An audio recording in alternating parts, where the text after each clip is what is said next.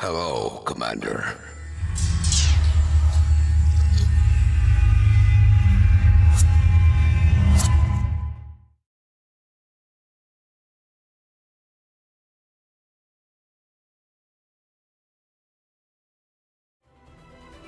Alright, we're all set. It is set for the Cruel Feld.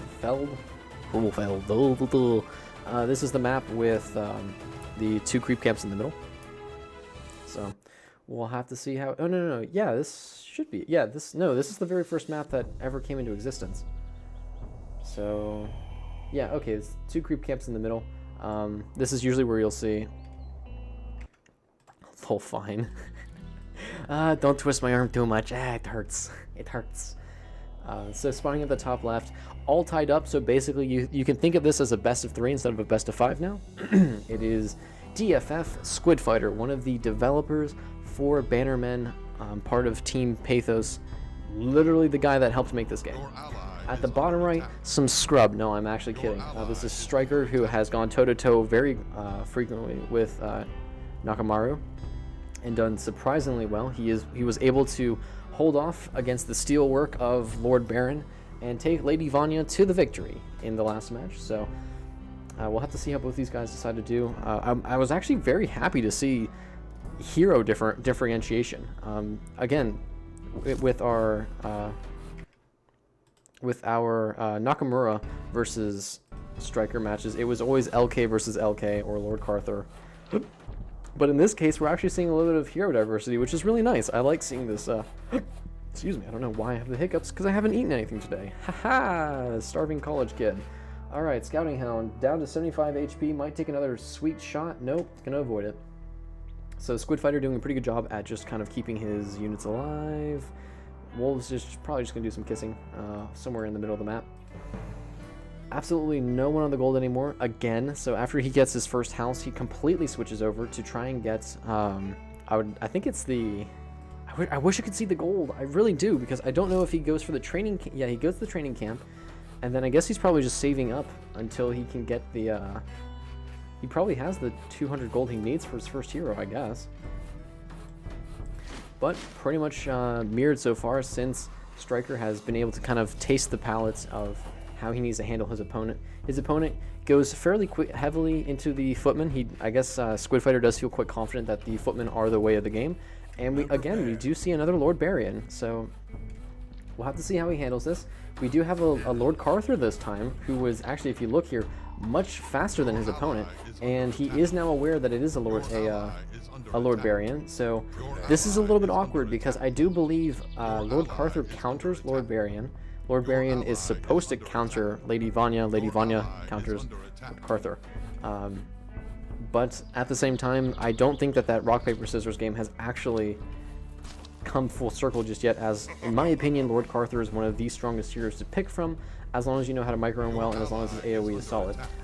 This is interesting, though. Lord Barian actually completely giving up the idea of trying to take those middle creep camps, and whoa, my dude. Okay, calm down. Very fast expansion at the 3-minute mark here, and yeah, Blue's actually a little bit surprised. He's kind of waiting for Lord Barian to come here and 1v1 him IRL, but it's just not going to happen. And so while this is going on, Lord Barian gets to level 2. He'll be able to come over, and then he might actually just be able to fight Lord Carther here. Once this fight starts, yeah, he scouts it, he sees that he's still here, doesn't know if he's gotten level 2, chasing down the dog, he's gonna get one big swing, but he doesn't actually get the kill. 1 footman, and the hogs are gonna actually start fighting Lord Carther here. Pathing is really awkward in these bushes. It is 3 footmen versus 2, and yeah, he needs to back off now that he sees that lifesteal also going quite well, getting tons of damage off on Blue here, and now it is 3v1, Lord Carther is just gonna completely come on and slam, and welcome to the jam. Fun fact also, by the way, if you misclick on one of the heroes that you preferred, so let's say if you're going for Lord Carther, you accidentally press Q and you decide to start summoning Lord Barian, there's no way to cancel that. Haha. You can't, I don't know if clicking on the portrait does anything or not. We haven't tried that, but yeah, you kind of get stuck doing it. Archer's going to try their best to try and hold on to the fort, and yeah, you're not going to be able to push that with just three guys. Do we see a mirrored expansion? No, not yet, and this is kind of important to note here. as the old saying goes, the earlier the game, the more important the level. The later the game, the less likely the level matters. Of course, a level 8 versus a level 3, that does matter a lot, but at that point, that usually is a little bit more indicative of the playstyle of the players. And it is currently mass footies with an LR, or an LK. Sorry, 15 games in a row does that to you. But he's getting tons of creep, so this should put him to level 4. And again, that's a very big deal compared to his level 2 opponent. I mean, the level right now is super important. Blue is just getting his expansion up about 25% compared to his opponent, who has had his up for quite a while and is getting his production going. I like the idea of using the archers to secure his expansion. That's really nice to see. Scout Hound does see the expansion and now knows what his opponent is up to, but this is a ton of footmen, and Blue knows, he has the idea that red is probably over here somewhere, just because, I mean, it would make sense. But uh-oh, that is a very out of position LR, and here comes the fear. Oh, he went the wrong way, and he's trapped. Yep, he's dead. Boom goes the dynamite. That was an easy, clean pickup for Blue. Sometimes you run the way you want to go, sometimes you don't. That's the one thing about the ultimate, and this is a full wall. This is a complete full wall, so red does not feel confident in pushing right now. And he has completely locked down his wall here. And we should see a bunch of the workers immediately get pulled, and I like this. Yeah, Blue knows he's in a very commanding lead. At this point, honestly, take another expansion. Your opponent is trapped, so as long as you leave like one footman right here to notify yourself when he decides to push, you can just creep for days, get expansions for days, and just go to town, really. Oh, hello, that is a lot of training camps and a King's Court, so we're seeing a bit of a, we're going to see a bit of a smarter army here from Squidfighter, which is very important, as this is a very basic tier 1 army. If you want a good example, think of this as like all of those Starbucks girls that get like the super mocha cappuccino espresso lattes with extra sugar. Basic. Or pumpkin spice. There we go. That's the most basic coffee drink that I know of, because you know your guy drinks tons of coffee here. Yeah, this is basically the pumpkin spice latte of Starbucks. So it's a very nice and basic coffee drink, but you know, if you're a more refined person, you get King's Court. You know, get you some mocha espressos. And he's gonna try and I think he's gonna try and go for the push again, or he's just gonna continue to creep. I feel like creeping and just teching is is the name of the game right now. There's really no need for him to be stupid aggressive. There's the King's Court. Good. Yeah, there's really no need for him to be stupid aggressive and throw himself at this fully maxed out archer army. And well, now Lord Barion's a bit stuck, so we'll have to see what he decides to do. He's gonna have to open himself up eventually. The problem is when you turtle like this, you stick yourself into this area, you know. Here, it doesn't work like I was hoping to. Your domain is right here. Everything where the light touches is yours. Everything else, it's Lord Carther's. So yeah, he's gonna have to open up his house, and I don't think that'll supply block him. Hopefully not. If this is a house, I'm gonna lose my mind. But it's, yeah, level 6, soon to be possibly level 7 versus a level 3. And again, late game, the levels aren't super indicative, but it does matter. When your level 7 is fighting a level 3, now this is way aggressive. Yeah, this deserves to be punished. Not respecting that. If this gets canceled, that'd be a big deal. I don't know if it was canceled or not, but that was massive.